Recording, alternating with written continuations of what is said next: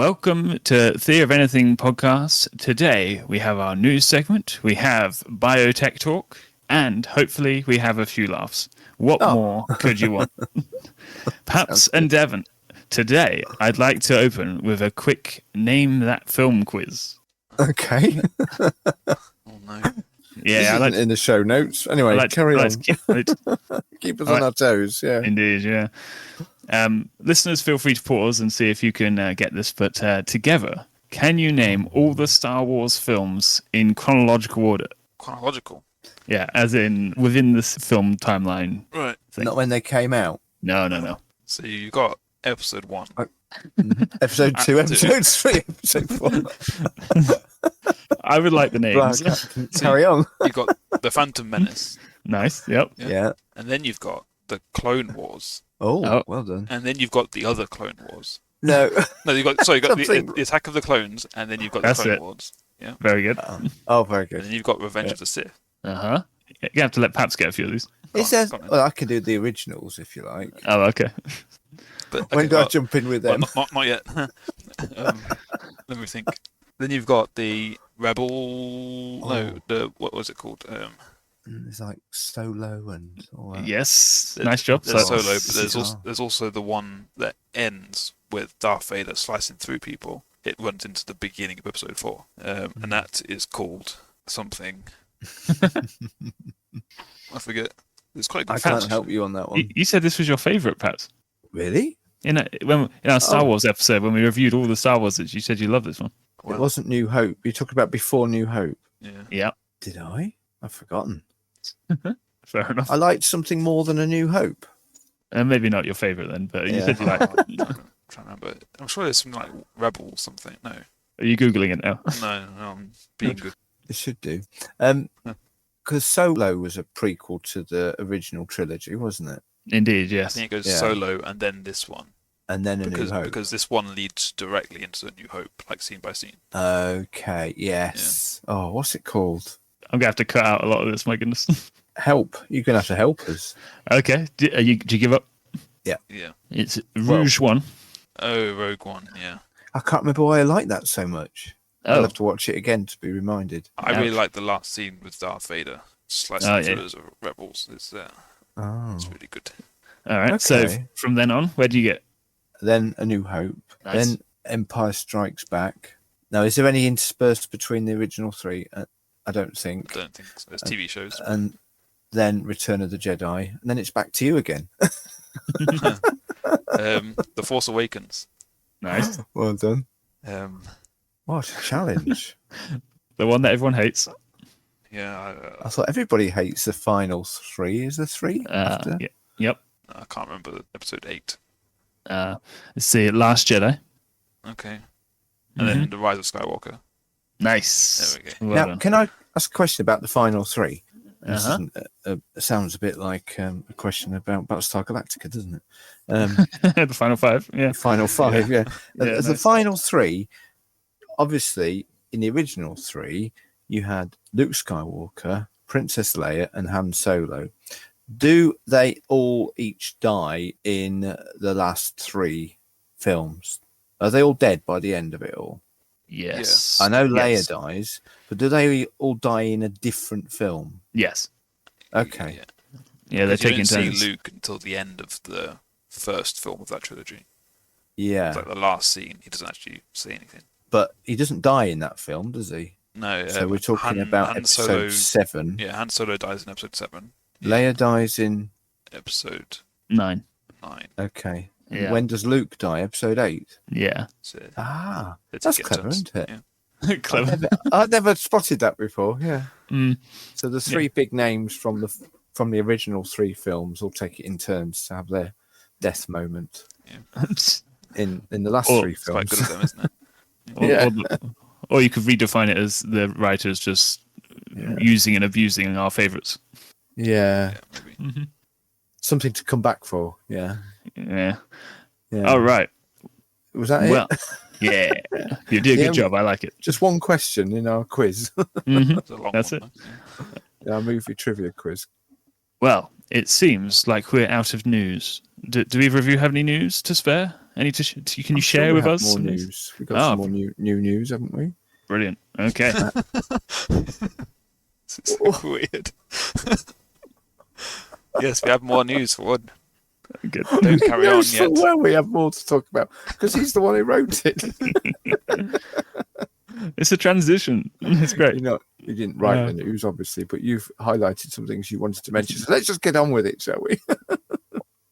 And now it's time for Anything Newsfeed. Well, first of all, I think we should rename our podcast Things That Happened a Month Ago That No One Wants to Talk About anymore. Yeah. Sometimes when you go back to old news, not new news, but old news, you can be more reflective on things. And people are very vocal at the time, but then they haven't had time to reflect. So ours is a more considered approach to current affairs. Even though you guys have no idea what I'm about to bring up. I don't know. Not really. Well, first of all, I wanted to talk a bit about A24. Now, I assume neither of you know what A24 is. No. It's the production company that did Everything Everywhere All at Once. They did Ex Machina. They did The Lighthouse and many more highly acclaimed films. Yeah, all ones you like, I'm sure. But now, and by now I mean a month ago, they're reportedly looking to take on bigger IP projects and make more commercial films. I didn't know what you guys might think about that. What do they mean by that? I guess they mean that they're not making enough money on their more... Well, here's the thing. The auteur business is lousy, high-risk business that does not attract potential buyers. That's a quote from them. Basically saying, even though their films are pretty great, no one's really paying enough to make it worth their while. So they want to go more mainstream. Yeah, pretty much. I think that's sad. Yeah. Because didn't we review Ex Machina? Yes, one of our first episodes. And we said how great it was, I'm sure. We did. I think it's a fabulous film. I don't know. Important things to say. Yeah. If you guys saw Anything Everywhere All at Once, but it was touted as like the best multiverse film ever. Well, it won Best Picture 2 years ago. Did it really? Oscar Picture, yeah. Yeah. I think 2 years ago. Yeah. But apparently it's not making enough money, so they're going to have to, I don't know, buy Iron Man or something. I don't know. But everybody can't be making the blockbusters, can they? No, but I think everyone wants to, though.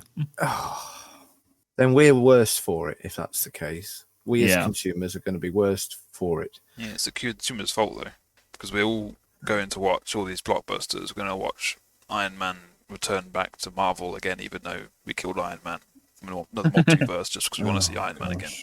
We're going to go and see it, and that's what brings in the money.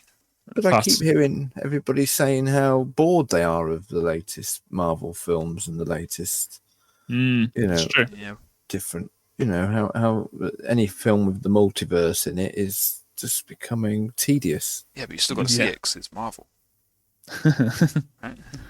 I don't get excited by that. I'm sorry.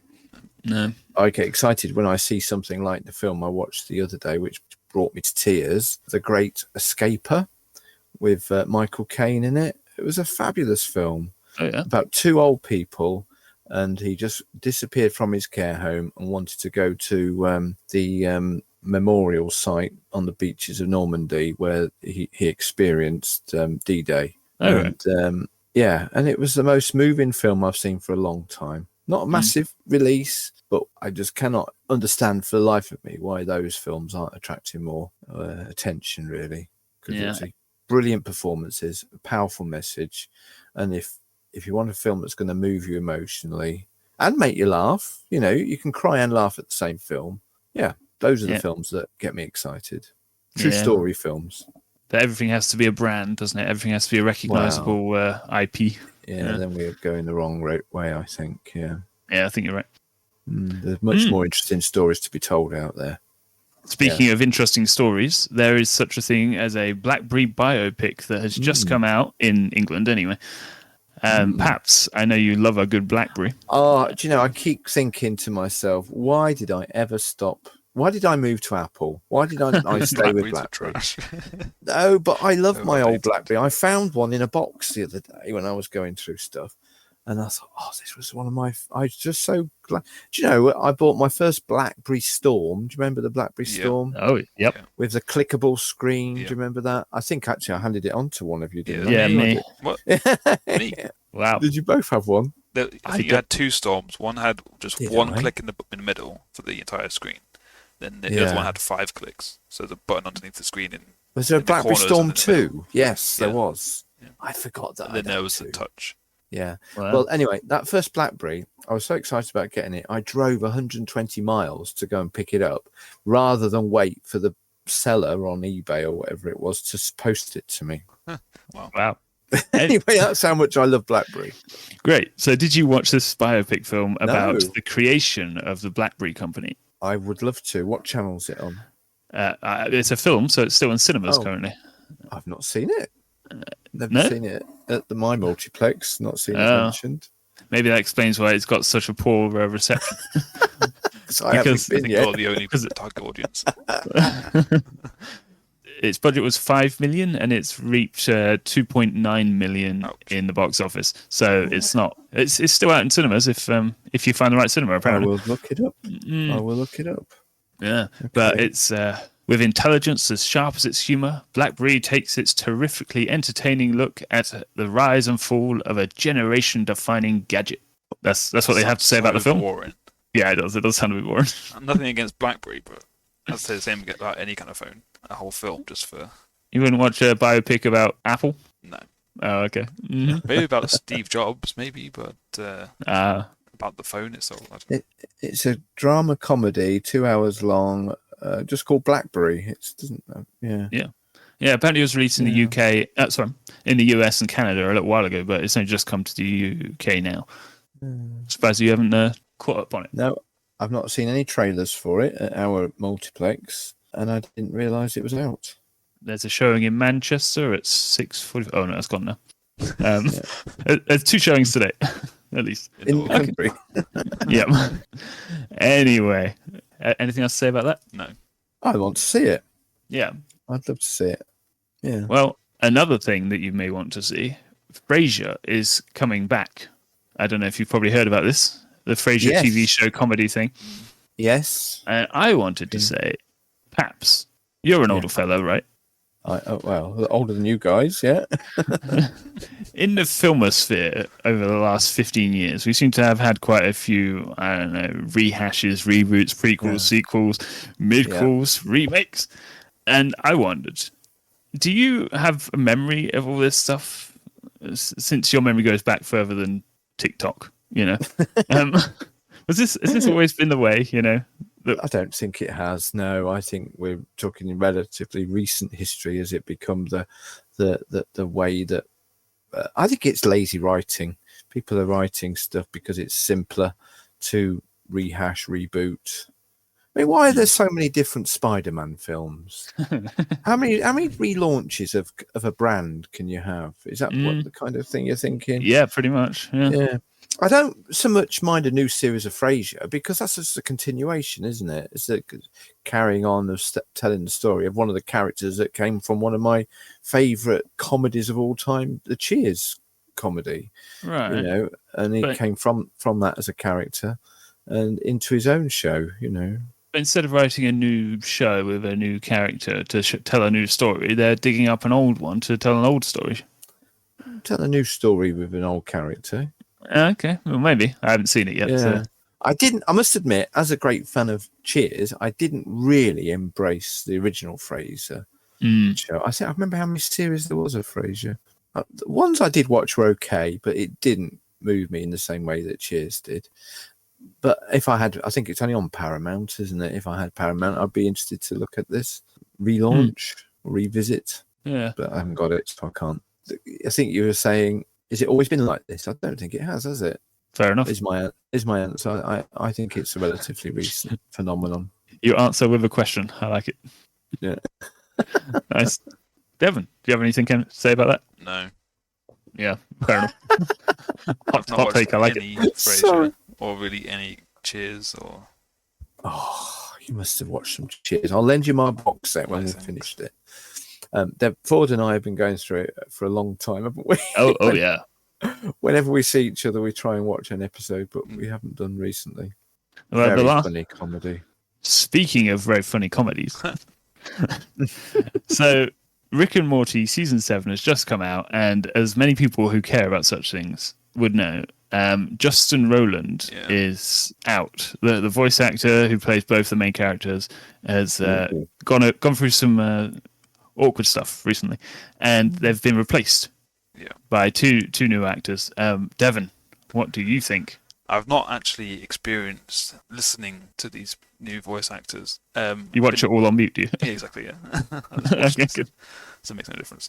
But I have actually been impacted in a different TV show. The Solar Opposites also had a voice by Justin. It's Justin, isn't it? Yes, Justin Roiland. Yeah, and they really, really messed up the recast. It sounds nothing like him, and it's just very jarring. And it's basically a whole different personality now, rather than just a different voice actor. Wow. Yeah. Well, for my money, in Rick and Morty, I can barely tell the difference. In fact, really? I actually forgot when I was watching the first episode. So they do a very good job. Apparently, Morty doesn't really show up very often, and he's the one who sounds the weirdest. Oh, okay. Well, I've only seen in like 2 episodes, so maybe not. Need to watch it. Is it on? Where is it? On Netflix again, or is it on? I'm seeing it on E4 on demand. E4, so yeah. Okay. Yeah, and it usually goes on Netflix later on. Yeah. Yeah. Okay. Perhaps. What do you think? Nothing really. I'm just wondering how to add to that. I can't.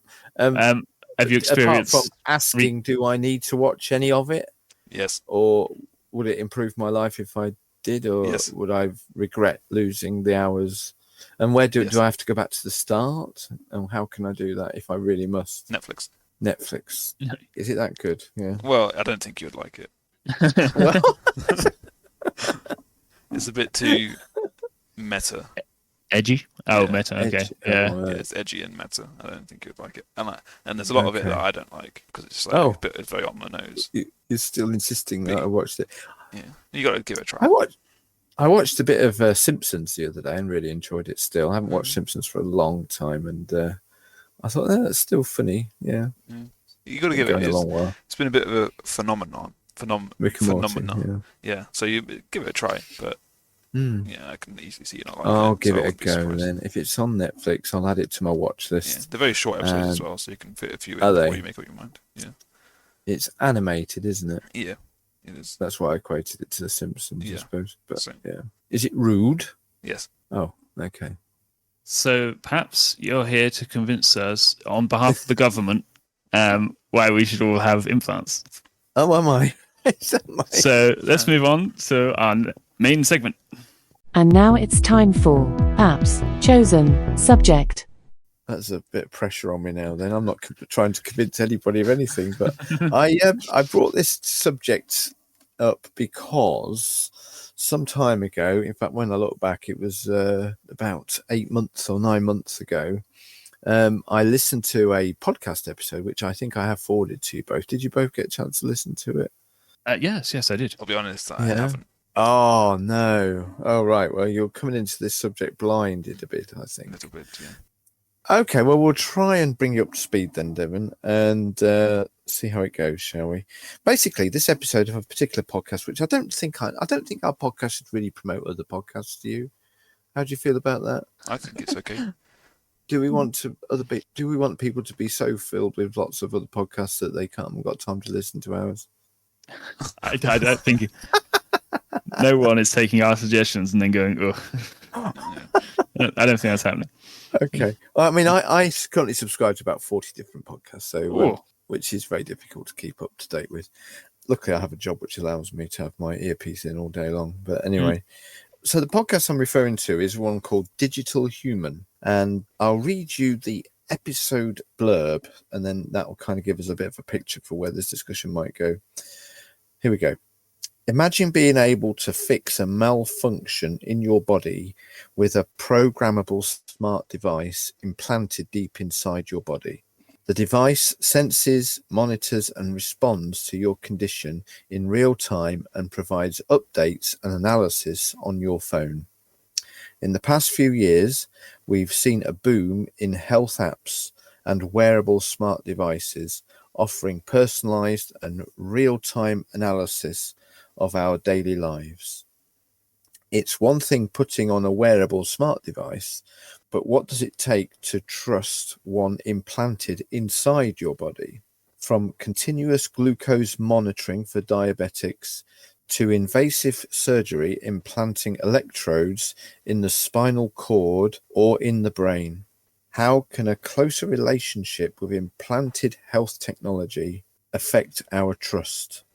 From our faith in device functionality, security, and longevity, to our trust of ourselves, be it our agency, identity, and intuition to read our own bodies. So that's the blurb that goes along with the podcast. Now, I want to give a little bit more of my understanding of this subject, because I'm by no means an expert in either biology or technology, and we're kind of merging the two here.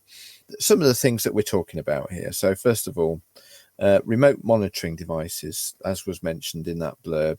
And this come close to home, actually, because recently in a minor health scare of my own, when my diabetic sugar levels were, I think they were higher than I expected, I considered the idea of having a wearable patch that implants a probe into your arm and then is able to monitor continuously your sugar levels, and decided, because it was going to cost me £25 a week to do that I'll probably carry on doing my pinprick tests twice a day, which, although can be painful, is a lot cheaper. But from those kind of patches, which are becoming more and more popular and available, to even things like, been around a little while now, but heart pacemaker devices. That very much is a piece of technology that is deeply embedded in the human body and seems to have been very widely accepted as being quite normal and okay. And then within this episode that we listened to back in February, there was an example of a guy who suffered from Parkinson's disease, and he had electrodes, as was mentioned in the blurb, implanted deep inside his brain that allowed both himself and other people remotely to take control of some of the effects of the Parkinson's disease itself. Now, we know that disease affects mobility and muscle spasms and that kind of thing, not knowing a great deal about it, but my understanding of it. But these deep brain stimulation, in other words, these probes that go into the brain, connect to a pulse generator, give the wearer or the user much more control over those disabilities. He describes it like sometimes feeling like Gromit in the wrong trousers. Do you remember that episode of Wallace and Gromit? Yeah. So basically his limbs would move without him having to think about it. So whether he was connected remotely to somebody else or him himself doing it. So that's quite a weird sensation, I'm sure. It's, there might be anxieties and uncertainties about that, but the treatment did give him control back over his body and over the disease in which he was suffering. So that's just a couple of examples. Yeah, that example, he said that when he went through airport security, it reset the device or something. It did, yeah. And it took him weeks to realize that he obviously felt really bad and nothing was quite working right. And when he went to the doctors, it was only then that he realized, oh yeah, that it's been reset. It's no good. Yeah. So there are vulnerabilities, obviously, to every technology system, and I guess we're at the early stages. We're in the foothills of it, really, aren't we? So, really, what's your first thoughts? I mean, how do we feel about these developments in technology and about how they're increasingly becoming more and more invasive and intrusive into the human body? Do we have any anxieties about that, or do we see the benefits outweighing the risks? Any thoughts? My first thought is, if you have one of these, do you get to call yourself a cyborg? I guess. Because if that's the case, I'm in.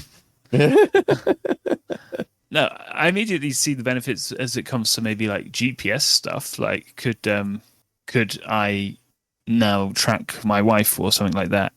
Not in a weird way, just in a I know she's safe kind of way, you know? Yeah. Okay. Yeah. In a weird way. Maybe that is a weird way. Maybe that's I wasn't negative. expecting you to say that. I want to. Yes, it's a good thing because I can track my wife. Yeah. Do you not feel that sometimes when someone's been away for longer than you would have thought they would, and then you're like, oh, I wonder if something horrible's happened. There's no way I could find out. I can do that with her phone. I know Yeah, where but she is by her phone. maybe I text her and she doesn't reply, or I call her and she doesn't reply. It sounds like my wife's really shady now, doesn't it? I don't. That's one way of looking at it, I guess. I think my main concern that springs to mind is if someone has any control over the devices, who's not me. Obviously, then that gives up your bodily autonomy. Like someone else can get you to do something that you don't want to do. Well, remote monitoring, yeah. Along those lines, they're talking about they need to try harder at combining AI with this stuff. Ah. So there could be. That was going to be my next question. Oh, excuse me. That's all right. That's okay. We're all excited for the robot uprising, aren't we? So that could be another big step in their development, controlling humans. My next question was going to be, how will the inclusion of AI change things? So, we're looking at different technologies that are fairly passive, really. But when you add AI into the mix, decisions being made by technologies that are monitoring wherever it's getting its inputs from, but then making decisions on our behalf, I think is a whole new level, isn't it? Because they were saying something like, when things go wrong, it's not immediately obvious. Yeah. Like that example with the guy who went through the airport security. It took him a few weeks to even notice, well, not notice, but to be able to figure out exactly what went wrong. So AI would fill that gap, whereas it can adjust, But it does sound like a step too far in the wrong direction, I think. There's something worrying about that, I think, isn't it? Yeah. Yeah, I'm not wholly against it, especially when it comes to, obviously, the health benefits, as you said, because we're already doing it now. Yeah. When you mentioned, like, pacemakers and things. So where do you really draw the line? Maybe where it comes to convenience over health, like using it as like your house key or your car key. Like, is that necessary, or does it have to be necessary to warrant actually getting it? Well, I wonder how advanced this could get. Like, could it be doing blood tests on you? I don't know, once a week, and then it messages you when you. Like, could this diagnose cancer? Like some forms of cancer, at least. Yeah. So as soon as something goes horribly wrong. I mean, we just don't know half the time how worse off we are. I don't know, medically speaking. So diagnostically, this could just shoot through the roof, couldn't it? Yeah. The utility of the diagnostics alone. Yeah, I mean, people don't really go for blood tests very often unless they're already having symptoms of an issue. That's true. So maybe finding these issues before they actually become symptomatic may actually be really, really useful in terms of treatment.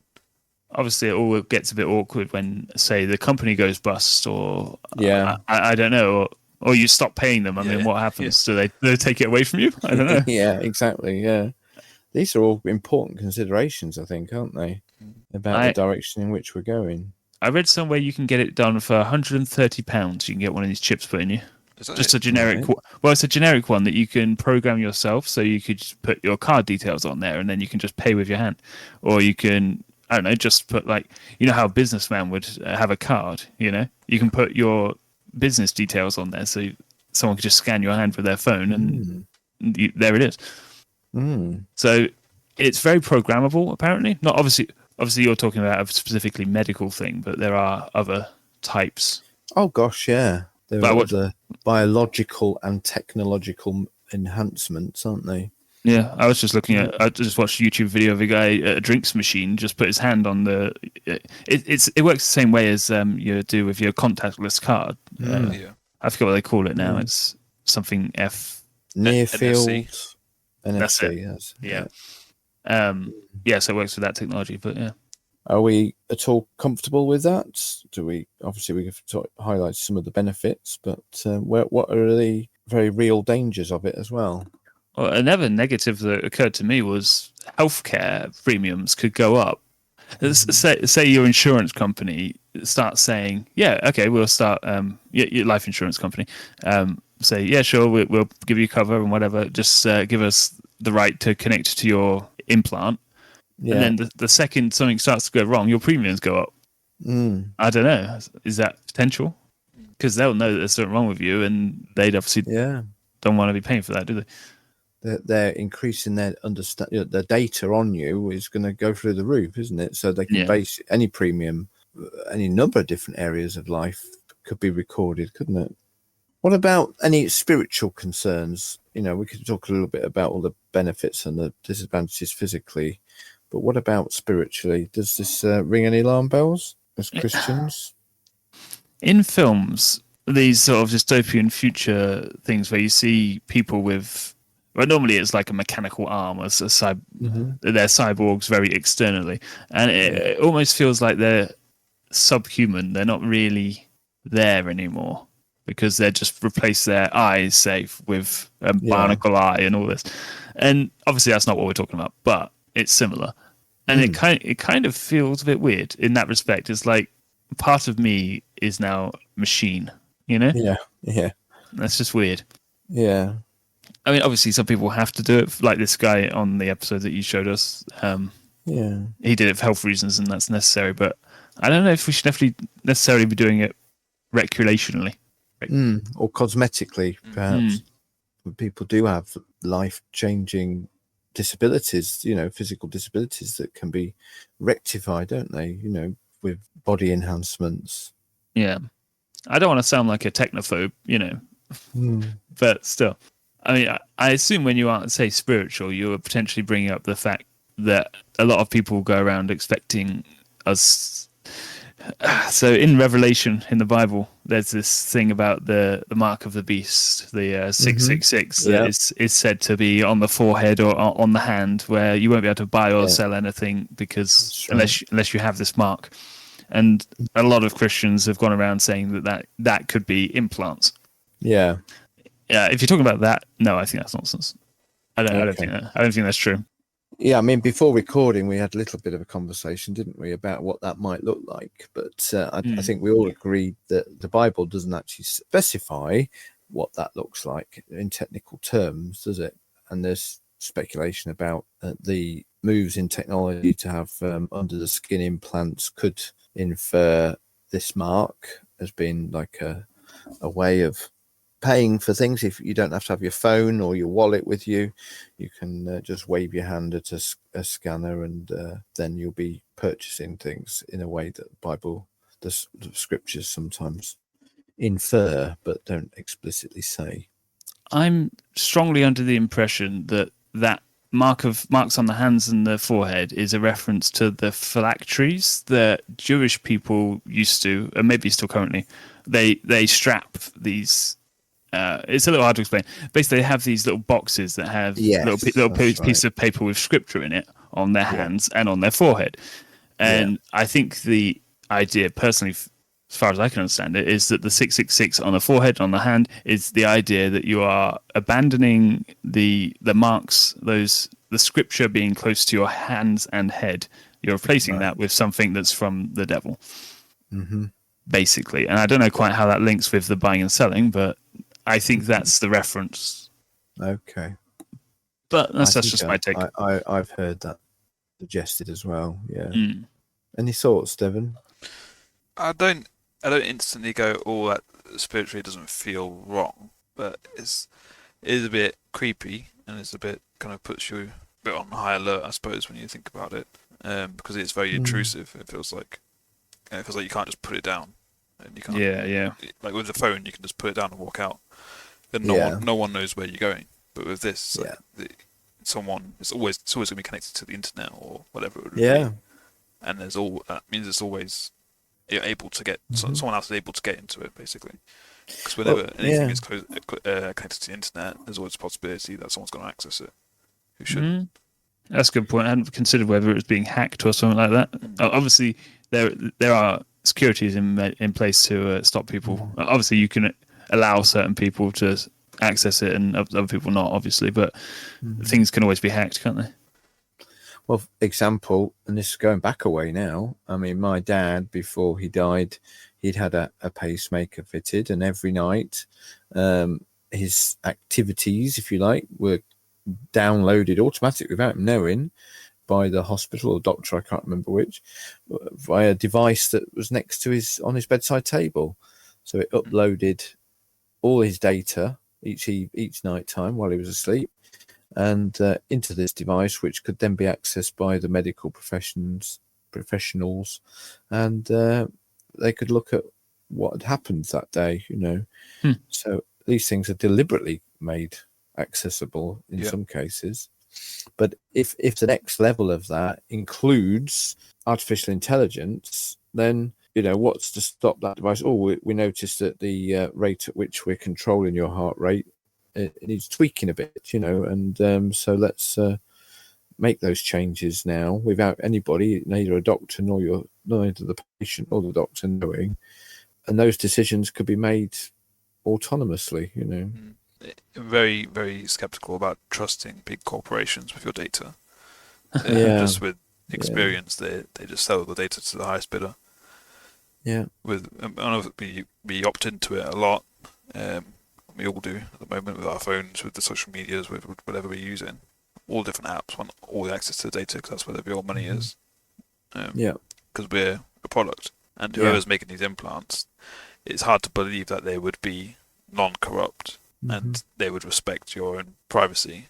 You'll have to opt into all these things to be able to use it, and they'll sell your data and they'll just use you as a product. Oh yeah, there's a lot of fine print that nobody bothers to read. Yeah, exactly. To tick you agree to the terms and conditions. We don't know what we're letting ourselves in for, do we?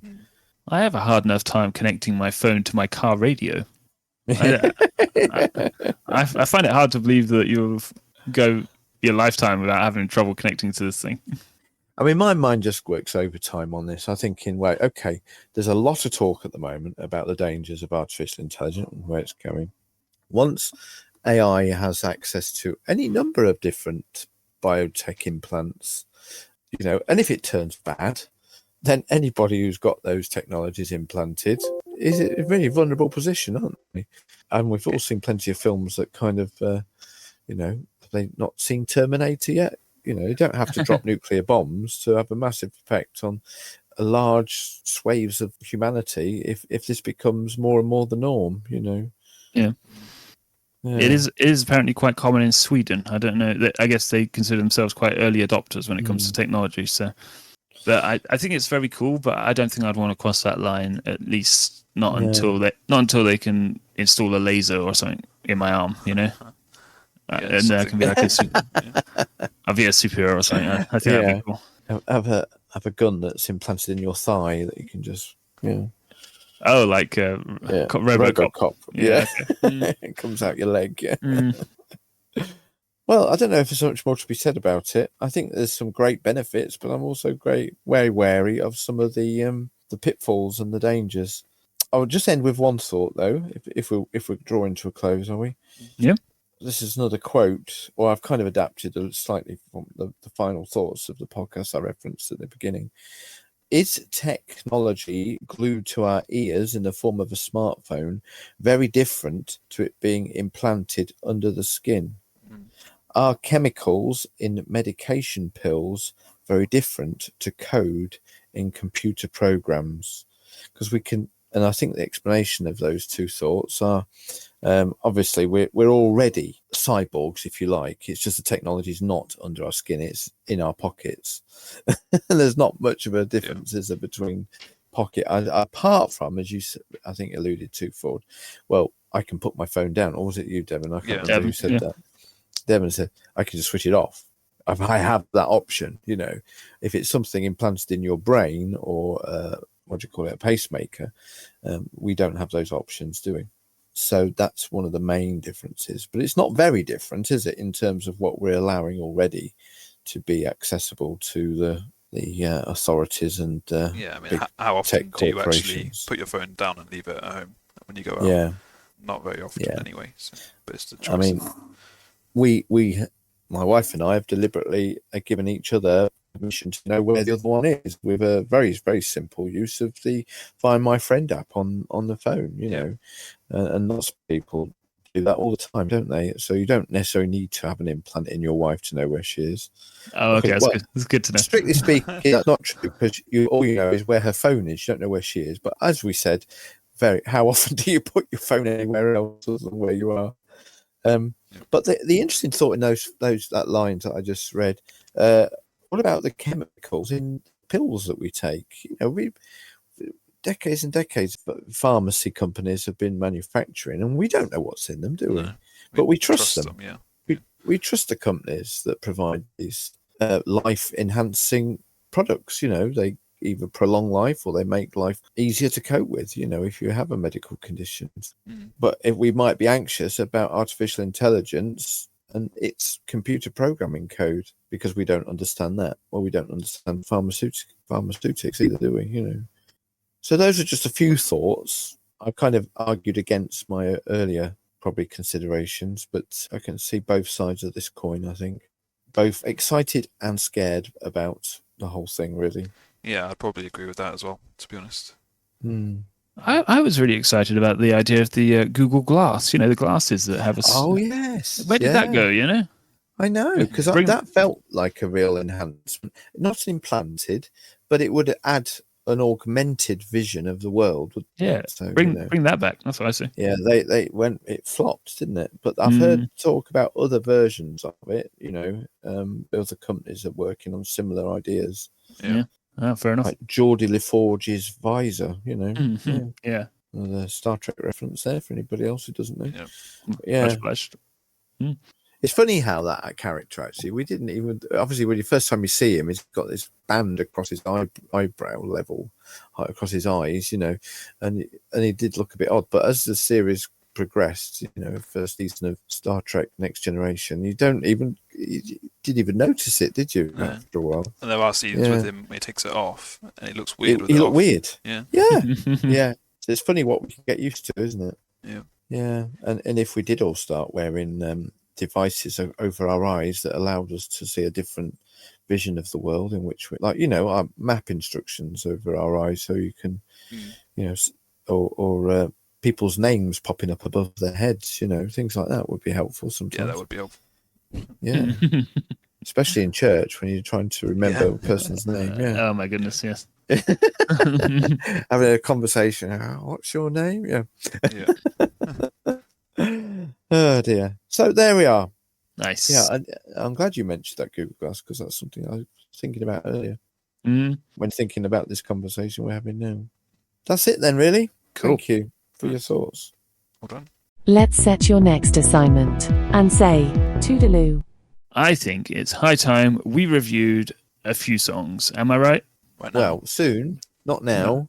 Oh, not now. Yeah, maybe next episode, and maybe next time. Maybe it's David Bowie, and maybe the album is Let's Dance. Wow. Brilliant. Who could say? Who could say?